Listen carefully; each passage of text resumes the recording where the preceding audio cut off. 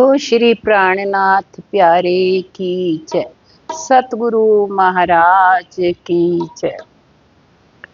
मैं पूछत हूँ ब्रह्म सृष्टि को, तुम दिल की दीजो बता। मैं पूछत हूँ ब्रह्म सृष्टि को, तुम दिल की दीजो बता। जो कोई ब्रह्म सृष्टि का सो देखियो दिल विचार। जो कोई ब्रह्म सृष्टि का सो देखियो दिल विचार। कयो तहकीक करके, कयो तहकीक करके, जिनो जो किया करार। मैं पूछत हूँ ब्रह्म सृष्टि को, तुम दिल की दीजो बता।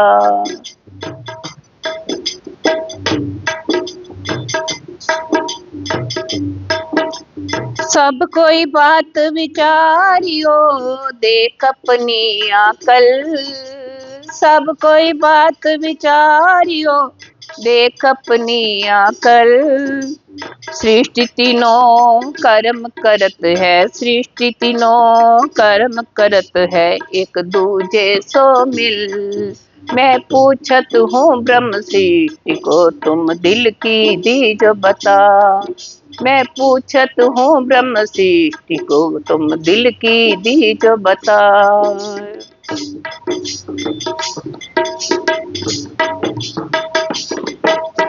ये जो दो दिल राखत है, ये तो दुनिया की री। ये जो दो दिल राखत है, ये तो दुनिया की है री। माहे मैले बाहर उजले, माहे मैले बाहर उजले, ए जीव सृष्टि की रे। मैं पूछत हूँ ब्रह्म सृष्टि को, तुम दिल की दीजो बता। मैं पूछत हूँ ब्रह्म सृष्टि को, तुम दिल की दीजो बता।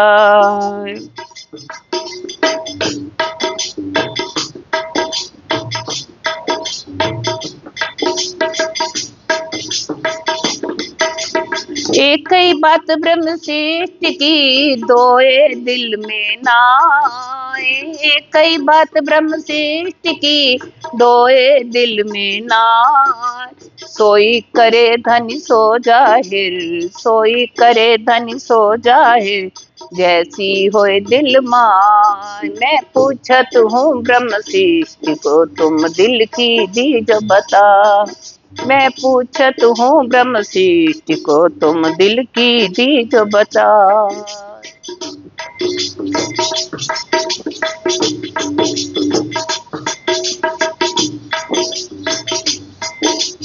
चर्चा सुने वतन की, जित साथ क्षमा जी शाम। चर्चा सुने वतन की, जित साथ क्षमा जी शाम। सो फल चर्चा का छोड़ के, सो फल चर्चा का छोड़ के, जाए लेवत है आराम। मैं पूछत हूँ ब्रह्म सृष्टि को, तुम दिल की दीजो बता। मैं पूछत हूँ ब्रह्म सृष्टि की, तुम दिल की दीजो बता।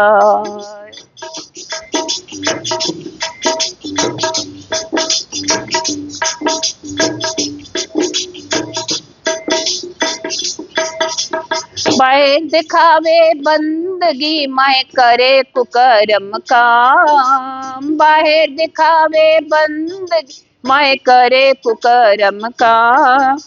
माँ मत पूछे ब्रह्म सृष्टि को, श्री माँ मत पूछे ब्रह्म सृष्टि को, बैकुंठ जासी के धाम। मैं पूछत हूँ ब्रह्म सृष्टि, तुम दिल की दीजो बता। मैं पूछत हूँ ब्रह्म सृष्टि को, तुम दिल की दीजो बता। बाहर दिखावे बंदगी, मैं करे कुकर्म काम। बाहर दिखावे बंदगी, मैं करे कुकर्म का। माँ मत पूछे ब्रह्म सृष्टि को, श्री माँ मत पूछे ब्रह्म सृष्टि को, बैकुंठ जासी के धाम। मैं पूछत हूँ ब्रह्म सृष्टि को, तुम दिल की दीज बता। मैं पूछत हूँ ब्रह्म सृष्टि को, तुम दिल की दीज बता।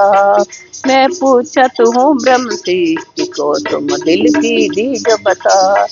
मैं पूछत हूँ ब्रह्म सृष्टि को, तुम दिल की दीज बता।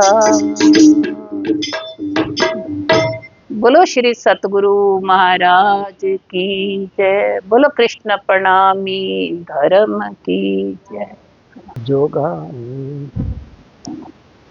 जोगारंबिया कसबी पहुँचे ला मकान।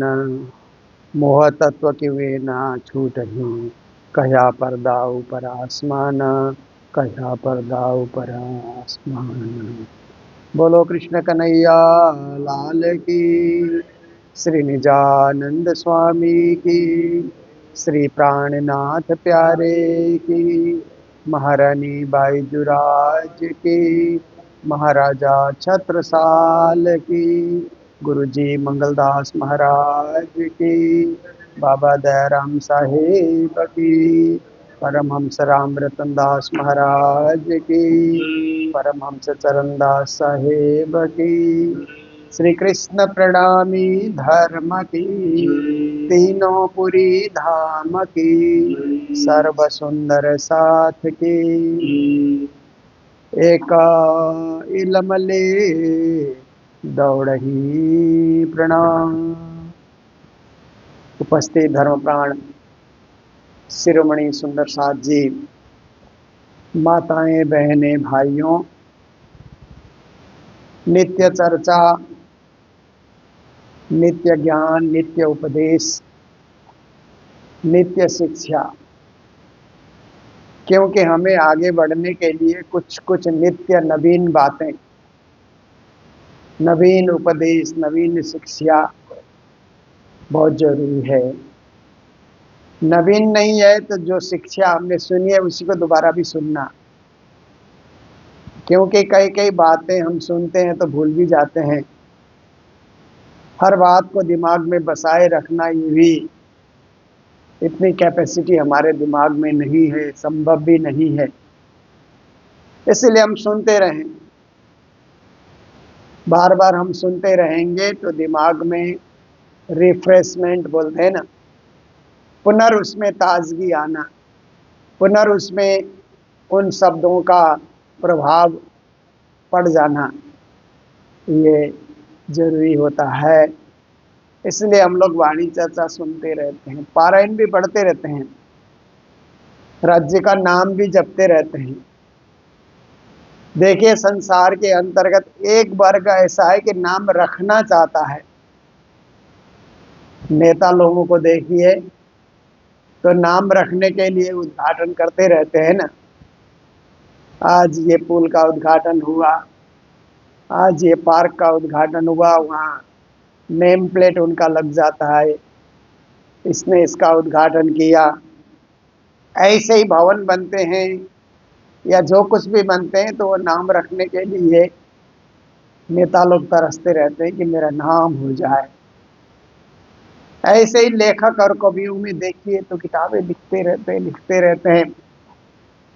कितनी किताबें लिखी, मेरा नाम हो जाए साहित्य जगत में, मेरा स्थान सुरक्षित रहे, इसके लिए करते रहते हैं।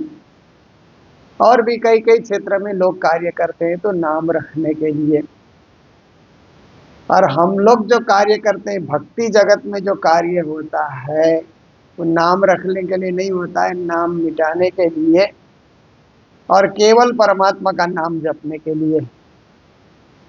करने कराने वाले पूर्ण ब्रह्म परमात्मा ही हैं, हमारे धनी, हमारे पिया, हमारे राज। वही प्रेरणा करते हैं और हम काम करते हैं। उनकी प्रेरणा ना हो तो हम कुछ कर नहीं सकते हैं। इसलिए मेरा नाम नहीं, उनका ही नाम होना चाहिए, उनका नाम जपते रहना चाहिए। नाम जपना तो कितना फर्क है आप देखिए।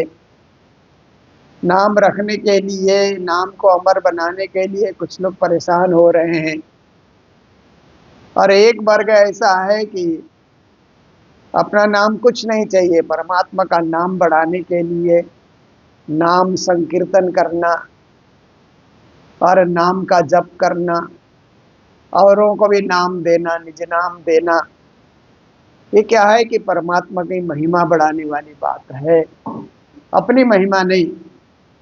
क्योंकि हम कुछ नहीं है, हम स्वयं तो कुछ नहीं है, हमारा कोई अस्तित्व है ही नहीं। परमात्मा ने हमें दुनिया देखने भेजा, उन्होंने हमें पैदा किया और उन्होंने हमें जन्म दिया, जीवन दिया। तो हम क्या हैं? हम अपने में कुछ नहीं है। चाह करके न पैदा हो सकते हैं, न चाह करके दुनिया से जा सकते हैं। उनकी इच्छा से आए, उनकी इच्छा से दुनिया में हमने कमाई की, जो कुछ किया उनकी इच्छा से ही हम दुनिया से जाएंगे। इसलिए उनका नाम जपते रहना और नाम जप करके खुश होना। कुछ लोग नाम रख करके खुश होते हैं, कुछ लोग नाम मिटा करके, नाम जप करके, परमात्मा का नाम जप करके खुश होते हैं। तो हम उस वर्ग में आते हैं कि हमें अपना नाम नहीं चाहिए, हमारे पिया परमात्मा का नाम जप होता रहे और हजारों लाखों लोग कालांतर तक उनका नाम जपते रहें। उसी से उनको मुक्ति मिलेगी, परम गति मिलेगी, परम धाम की प्राप्ति होगी। इसलिए यह कार्य चलता रहे। हम करेंगे तो और लोग देख देख करके करेंगे, हम छोड़ देंगे तो और लोग भी छोड़ देंगे। इसके लिए हमें जपते रहना है, भजते रहना है, उनको याद करते रहना है।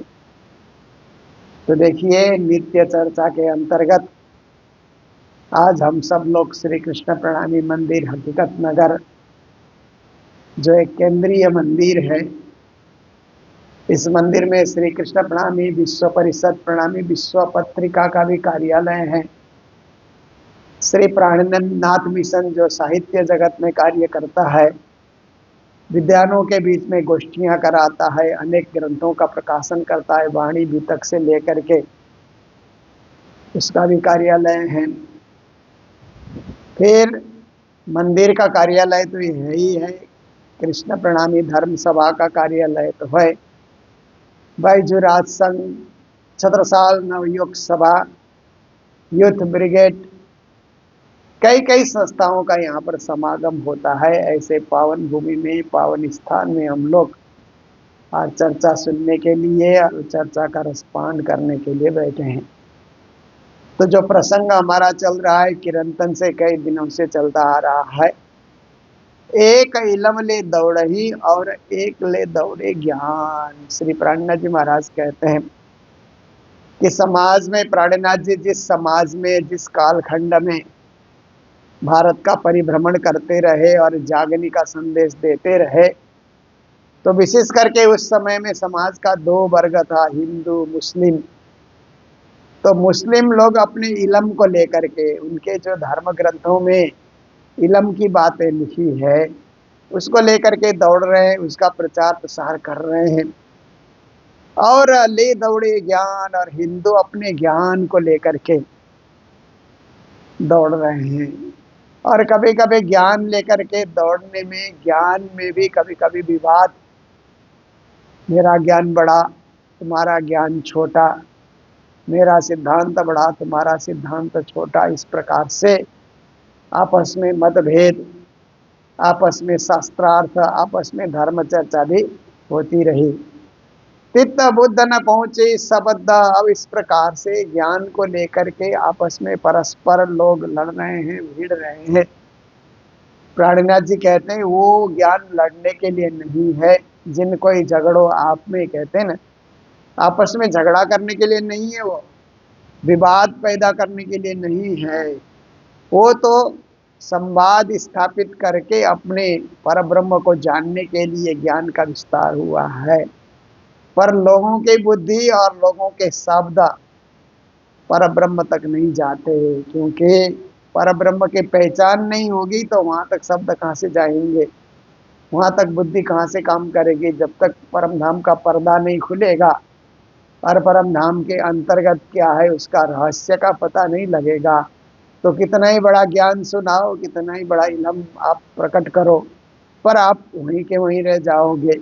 इसीलिए श्री प्राणनाथ जी कहते हैं कि दोनों ज्ञान और इल्म के द्वारा पर ब्रह्म की पहचान हो जाए, पर ब्रह्म तक पहुंच हो जाए और हमारी बुद्धि पर ब्रह्म को पहचानने लगे, यही करने योग्य कार्य है और यही सबसे जरूरी कार्य है। ये भी थके इन मकान पर अपने जीवन भर, ज्ञान चर्चा करते हुए, इलम को लेकर के व्याख्या करते हुए लोग थक जाते हैं और इसी धरती में रह जाते हैं, इसी संसार के घर में रह जाते हैं और दुनिया से चलते भी हैं तो उनकी जो सुरता है या उनका जो जीव है फिर से इसी 14 लोक में भटकते रहेगा और कहीं न कहीं उसको शरीर धारण करने का मौका मिलेगा तो दोबारा जन्म लेगा। इतना ज्ञान पढ़ने के बाद भी मोक्ष ज्ञान, संसार से मुक्ति कैसे मिले, आत्मा कैसे परमात्मा के चरणों में पहुंचे, आत्मा जागनी कैसे हो, इस विषय में कुछ अनुसंधान नहीं हुआ और इस विषय में कोई आगे नहीं बढ़े तो ये चक्र कभी छूटने वाला नहीं है। बार बार ये 14 लोक में परिभ्रमण चलता रहेगा, चक्र चलता रहेगा। दूजी कुर्सी इत तरीकत जाहिर ऊपर फुरमान, फिर कहते हैं कि दूसरी भूमिका, पहली भूमिका तो क्या है कि एक ज्ञान की भूमिका है और दूसरी भूमिका है उपासना की भूमिका, क्योंकि एक सीढ़ी के बाद दूसरी सीढ़ी में हम लोग चढ़ते हैं तभी तो हम दूसरे तले में जा कर के पहुंचते हैं।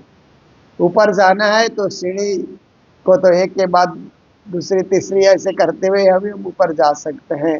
तो एक ही सीढ़ी में लोग रह जाएं और हम ऊंचाई में पहुंच गए ऐसा सोचना भी व्यर्थ है। तो दूसरी भूमिका, दूसरी कुर्सी है तरीकत की, उपासना की।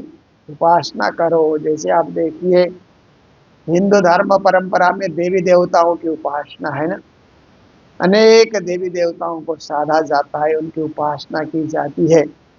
जो धर्मशास्त्रों में वर्णित देवी देवता है सो तो हैं, फिर उप देवी देवता भी और हो गए। धर्मशास्त्र लिखे जाने के बाद फिर और देवी देवता पैदा हो गए या उन्हीं को अलग नाम से पूजा जाने लगा, आधुनिक नाम से उनकी भक्ति होने लगी। तो उनकी उपासना में हिंदू समाज व्यस्त है कि देवी देवताओं की उपासना करेंगे, उनका मंत्र जाप करेंगे और उनके नाम से उपवास करेंगे, उनके स्थान के दर्शन जा करके करेंगे तो शायद हमें मोक्ष की प्राप्ति हो। और फिर जाहिर ऊपर फुरमान, धर्मशास्त्र में भी जाहिर रूप में लिखा हुआ है कि बिना उपासना के उपास्य को नहीं पाया जा सकता। परमात्मा को पाना है तो उपासना तो करनी ही होगी, ऐसा करके भी लिखा हुआ है। तो लोग उपासना में रह जाते हैं, मंत्र जाप में रह जाते हैं। और इस्लाम परंपरा में भी आप देखिए मीर पीर फकीरों की बड़ी पूजा होती है। जगह जगह आप देखिए कि जहाँ उनकी समाधि हो गई उस जगह की बड़ी पूजा होती है उनसे कुछ लेने के लिए। तो एक तो मूल खुदा है, ब्रह्म है, उनकी उपासना है। और एक उनके संदेश वाहक आ गए, उनके कुछ ज्ञान और इलम को सुनाने वाले कुछ लोग आ गए तो उनकी भी पूजा होने लग गई। तो ऐसे ही हिंदू परंपरा में एक पूर्ण ब्रह्म परमात्मा की पूजा है, परब्रह्म अक्षरातीत के रूप में सच्चिदानंद रूपाय विश्वोत्पत्त्यादि तवे तापत्रय विनाशाय श्री कृष्णाय वयम नुमा। और एक अनेक देवी देवताओं की पूजा, एक वर्ग ऐसा है कि उस तरफ ज़्यादा झुकाव रखता है। तो श्री प्राणनाथ जी महाराज कहते हैं कि पहला तो ज्ञान हो गया, फिर उपासना का क्षेत्र हो गया, उपासना की भूमिका आ गई, हकीकत मार्फत के उसके बाद यथार्थ ज्ञान।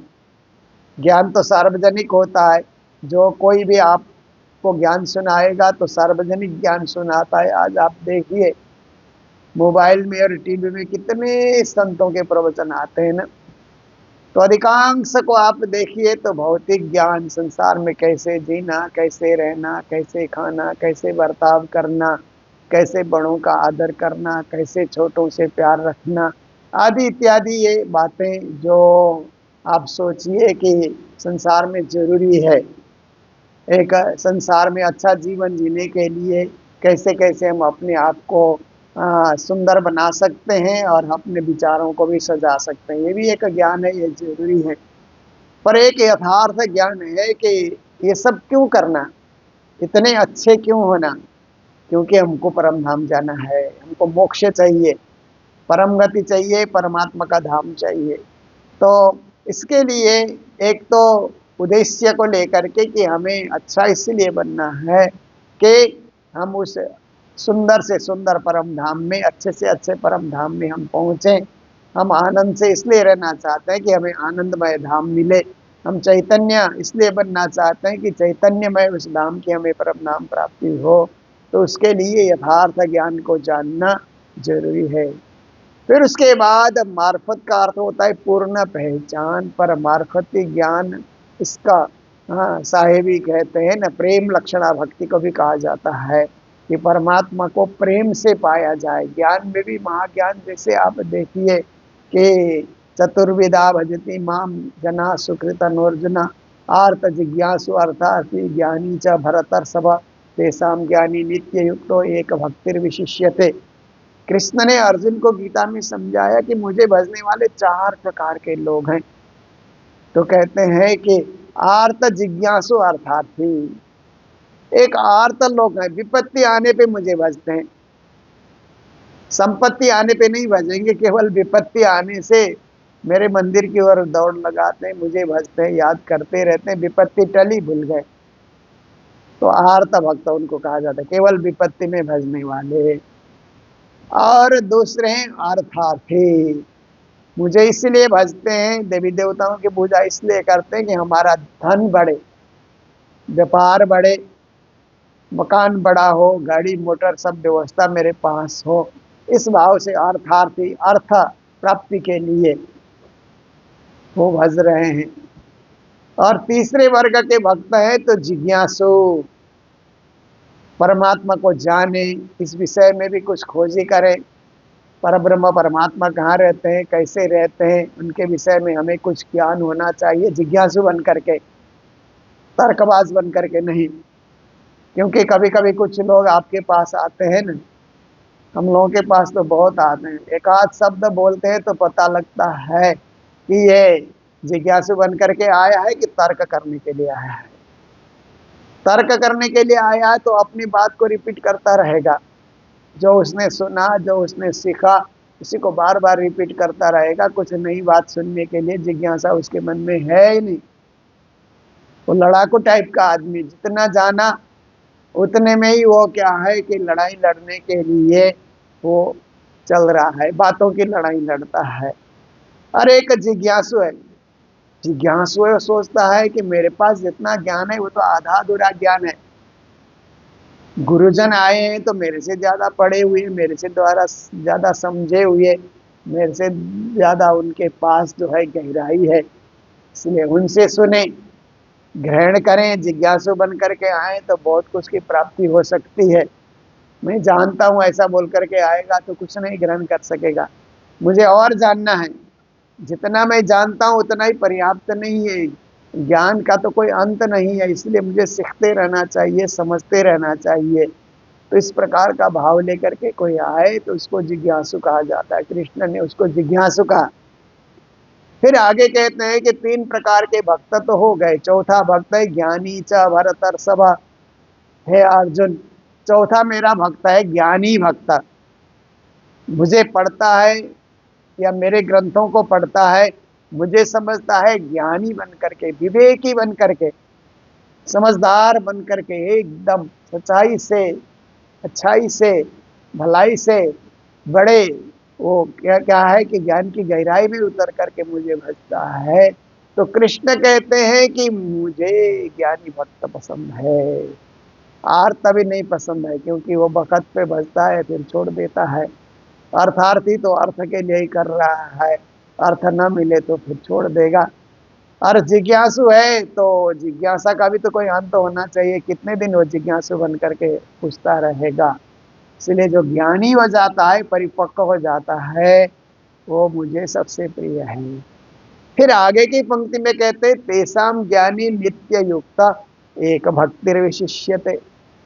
मात्र ज्ञानी होने से भी वो शुष्क हो जाएगा फिर, क्योंकि ज्ञान की बातें करता है परंतु उसके ज्ञान में रस नहीं होगा, रसपूर्ण नहीं होगा। इसीलिए मुझे एक भक्ति से जुड़ा हुआ ज्ञानी। एक भक्तिर विशिष्यते, कहते हैं विशिष्ट या विशेष उसको माना जाएगा कि एक भक्ति से भी वो जुड़ जाए, भक्ति भक्त ज्ञानी हो, शुष्क ज्ञानी नहीं, भक्त ज्ञानी, भक्ति भाव से जुड़ा हुआ ज्ञानी जो है वो सबसे ज्यादा प्रिय है, ऐसा श्री कृष्ण कहते हैं। तो श्री प्राणनाथ जी महाराज भी इसी चीज को यहाँ पर और अपनी भाषा में, अपनी शैली में, अपने ढंग से प्राणनाथ जी बता रहे हैं कि हकीकत मार्फत की आप ज्ञान के पराकाष्ठा में आप पहुंच गए, पर आप में मार्फती प्रेम भी तो होना चाहिए। परमात्मा से एकाकार होने के लिए आपके पास कुछ तत्व होना चाहिए, वही तो भक्ति है। ना कि ने किया बयाना, तो ऐसे बयान कहीं कहीं ये मिलते हैं, सब शास्त्रों में नहीं मिलते हैं। सब शास्त्रों में तो क्या है कि कर्मकांड की बातें, उपासना की बातें और भौतिक ज्ञान की बातें, ये सब चीजें हैं। प्रेम लक्षणा भक्ति की बातें, जो पराकाष्ठा की बातें हैं, जो कहीं कहीं दुर्लभ, उसके लिए बहुत गहराई में उतर करके ही उसको पाया जा सकता है। जैसे हम लोग पुराण पढ़ते हैं, श्रीमद् भागवत को भी हम लोग सुनते हैं, पढ़ते हैं, तो आप देखिए बहुत ज्यादा गहराई में उसको ढूंढने से ही वहाँ प्रेम लक्षणा भक्ति की बात आती है ना। जैसे गोपी गीत की बात आती है श्री कृष्ण में, 7 गीत भागवत में आते हैं, तो उन 7 गीतों में भक्ति की पराकाष्ठा, भक्ति का रस, भक्ति का प्रेम, भक्ति का भाव, भक्ति का क्या है ऐश्वर्य, ये सब चीजें उनमें झलकती है। पर उसको ढूंढना पड़ता है, कोई पढ़ते हुए वहाँ पहुंचा ही नहीं। जैसे हम लोग पढ़ते हैं तो परिक्रमा में जब पहुंचते हैं पारायण पढ़ते हुए, तो फिर वहाँ हम देखते हैं अब कहूँ इश्क की बात, इश्क शब्दात इत साक्षात जो कदे आबे मिने सबत तो चौदे तब कर करे रद्द, प्रेम खोल देवे सब द्वार पारे के पार, जो पार पंथ होवे कोटि कलप प्रेम पहुँचावे मिने पलक। अब आओ इसक भानु हम देखूं वतन अपना निजाम, करूं चरण तले विश्राम, दिलसों पिया जिसों प्रेम काम। तो वो परम धाम का प्रेम, परम धाम की भक्ति, परम धाम की गहराई में हमें डूबने का मौका मिलता है यात्रा करते करते वहाँ पहुँचने से। पर यात्रा करके कोई उस मार्फती प्रेम तक, असली प्रेम तक, परा प्रेम लक्षणा भक्ति तक कोई नहीं पहुँचा, तो फिर यहीं का यहीं रह जाता है। इसीलिए श्री जी कहते हैं कि बहुतों ने इसका वर्णन किया ही नहीं, इसलिए लोग 14 लोग की भक्ति में ही रह गए। हमारे सदगुरु श्री देवचंद जी ने आकर के परम धाम की भक्ति को उजागर किया, प्रकट किया, कैसे पूर्ण ब्रह्म परमात्मा रहते हैं, उनका धाम, उनका स्थान, उनकी महिमा क्या है, और उनको पाने के लिए किस प्रकार समर्पित होना चाहिए, ये नौतनपुरी से सदगुरु महाराज ने प्रकट कर दिया।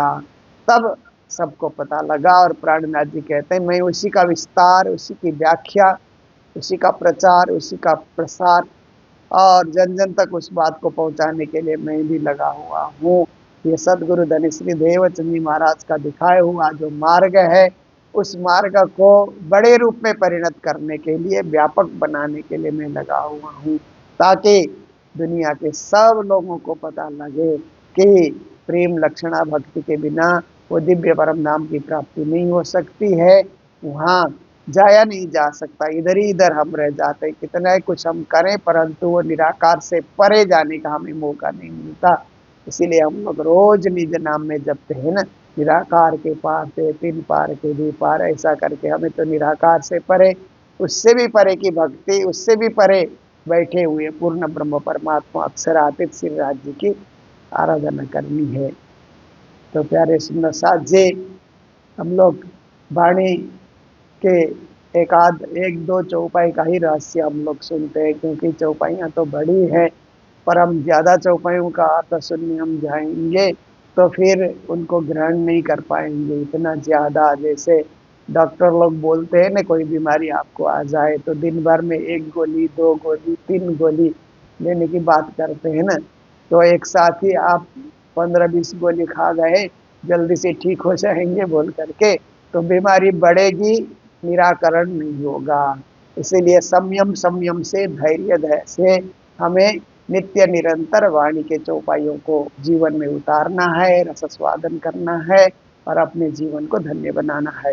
तो आज इतना ही है, और आप सबको विदित है कि हम लोग कालिम्पोंग में 108 पारायण हुआ तो तत्काल फिर हरियाणा कैमरी में मंदिर बने हुए 50 वर्ष पूर्ण होने पर वहाँ भी 108 पारायण का दिव्य नज़ारा आप लोगों ने देखा ही, क्योंकि हम कोशिश करते हैं कि जिस दिन मेला नहीं होता है तो हम वाणी चर्चा रखते हैं। हमारे श्रोताओं के मध्य जो ऑनलाइन श्रोता जुड़े हुए हैं उनके मध्य वाणी चर्चा रखते हैं, और जहाँ जो भव्य मेला होता है तो मेला का ही दृश्य दिखा देते हैं, ताकि मेले में 1000, 2000, 5000 लोग आएंगे, पर सोशल मीडिया से जुड़ेंगे तो उससे भी ज़्यादा लोग घर बैठे देख सकते हैं। जो मेले में नहीं आ सके उनको घर बैठे मेला उनके घर चल करके आता है, और मेले में क्या कुछ हुआ सब कुछ देखने का मौका मिलता है। ये भी राज्य की कृपा है कि ऐसे युग में हम लोग जी रहे हैं। इससे पहले ऐसा युग नहीं था, आज ये युग आ गया कि युग का हम प्रसाद ग्रहण कर रहे हैं, और उससे हमें सब कुछ देखने का, जानने का मौका मिल रहा है। जैसे संजय ने महाभारत युद्ध को देखा और धृतराष्ट्र को बताया, ऐसे ही हम न्यूज़ के माध्यम से, सोशल मीडिया के माध्यम से कहीं का कैसा कार्यक्रम हो रहा है, शोभा यात्रा कैसे निकल रही है, आदि आदि हम और उनको भी बता सकते हैं। तो ऐसे इस युग में हम लोग हैं। हम लोगों ने करनाल का भी, अब देखिए 197वां बाबा दयाराम साहब का स्मृति महोत्सव, और वर्तमान महाराज जी के गद्दी नरसिंह के 25 साल प्रारंभ होने का उत्सव भी हम लोगों ने देखा 25 पारायण के साथ। अब एक हरिद्वार का वार्षिक मेला है, विजयाविनंदा प्राणनाथ जी के नाम से विजयाविनंद निष्कलंक बुधावतार की पदवी से प्राणनाथ जी विभूषित हो गए। उनके 147 साल पूरा होकर के, नहीं 347 साल पूरे होकर के 348वां ये उत्सव हम लोग हरिद्वार में करते हैं, श्री कृष्ण प्राणी निज धाम में, जो 31, 1 और 2 तारीख को ये कार्य संपन्न होगा। फिर मैं पहले से बताता आ रहा हूँ कि नेपाल इटहरी में, जहाँ श्री कृष्ण प्रणामी मंदिर मुक्तिधाम इटहरी है, गुरु जी द्वारा स्थापित मंदिर, वहाँ भी 108 पारायण के साथ MRS प्रणामी हॉस्पिटल का उद्घाटन है। 6 अप्रैल से लेकर के 14 अप्रैल के बीच में सब कार्यक्रम होगा, और वहाँ 1 महीने से ये फ्री मेडिकल कैंप, कई डॉक्टर वहाँ पर रहते हैं और मेडिकल कैंप चल रहा है, फ्री में ये मरीजों को देखा जा रहा है और उनको दवाइयाँ वितरित की जा रही है। इसके बाद हॉस्पिटल का भी उद्घाटन हो जाएगा। हमारे सभी संत गुरुजन पधार रहे हैं, और नेपाल के नेता लोग, मंत्री लोग भी वहाँ पर पधार रहे हैं, और इस प्रकार हमारे आचार्य गुरुजनों की उपस्थिति में पूज्य हमारे स्वामी सदानंद जी महाराज के सौजन्य से उस हॉस्पिटल में उनका बहुत बड़ा सहयोग है, इसलिए उनके द्वारा हॉस्पिटल का उद्घाटन होगा। ये सब कार्यक्रम में भी जो लोग सम्मिलित हो सकेंगे, ज़रूर आप सम्मिलित होने की कोशिश करें। जो नहीं हो सकते हैं तो आप सोशल मीडिया में, प्रणामी मीडिया में जा कर के, यूट्यूब में आप इस दृश्य को देख करके अपने जीवन को धन्य बना सकते हैं। तो मेरे आह्वान पे बहुत सारे सुंदर साथ ने पारायण की राशि भी जमा की है, और भी कोई बचे हुए हैं तो ज़रूर वो भी जमा करेंगे और अपने जीवन को धन्य बनाएंगे। इन्हीं शब्दों के साथ चौपाई दोहराते हुए आज के प्रसंग को विराम दे रहे हैं। बोलो सतगुरु महाराज की, श्री प्राणनाथ प्यारे की, सर्व सुंदर साथ की, दूजी कुर्सीता तरीकता जाहिरी ऊपर फुरमान, हकीकत मार्फत की, ना किन किया बयान, ना किन किया बयान। बोलो श्री प्राणनाथ प्यारे की, श्री धाम के धनी की। प्रणाम।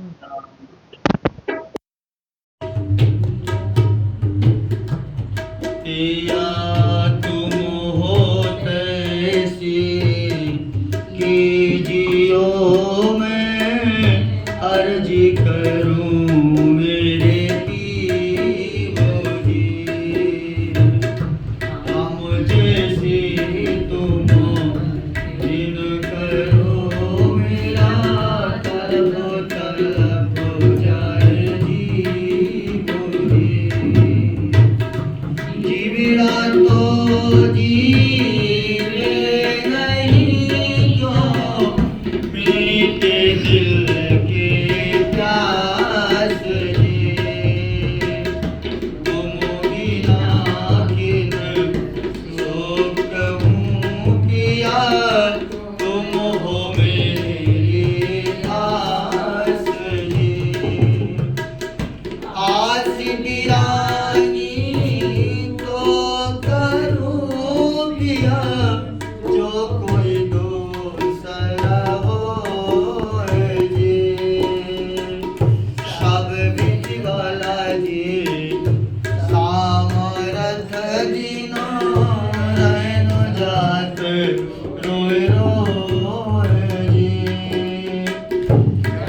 मानी जो मैं होती पिया तो तुम देखत ये पिया जब तुम आओगे तब देखूंगी नैन ए पुकारी पिया जी मेरी सुन के दिल करो भलो जीन जी पल पल कबर में लियो मैं अर्जी करूं दुल्हीन जी एती अर्जी मैं तो करूं पिया बीच पड़े अंतराय जी आड़ी अंतराय टाली के दुल्हा लीजे कंठ लगाए जी कंठ सो कंठ लगाई के पिया कीजिए हास दिलास जी हार जाए से इंद्रावती पिया राखो चरणों के पास तुम दुल्हा मैं दुल्हनी पिया और न जानूं बात इसक तो सेवा करूं पिया सब अंगोता साथ सदा सुख दाता धाम धनी मैं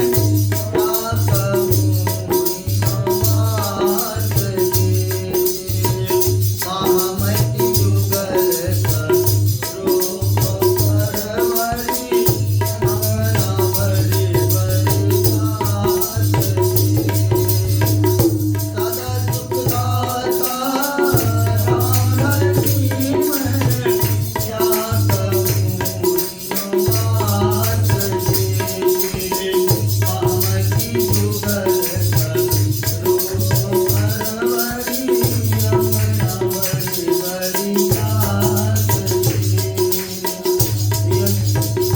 अर्जी दियो मैं अर्जी करूं मेरे जीवो जी हम जैसी तुम्हारी करो मैं अर्जी करूं दुल्हनी हम जैसी तुम्हारी करो अर्जी करूं दुल्हनी अर्जी करूं दुल्हनी अर्जी करूं दुल्हनी बोलो श्री प्राणनाथ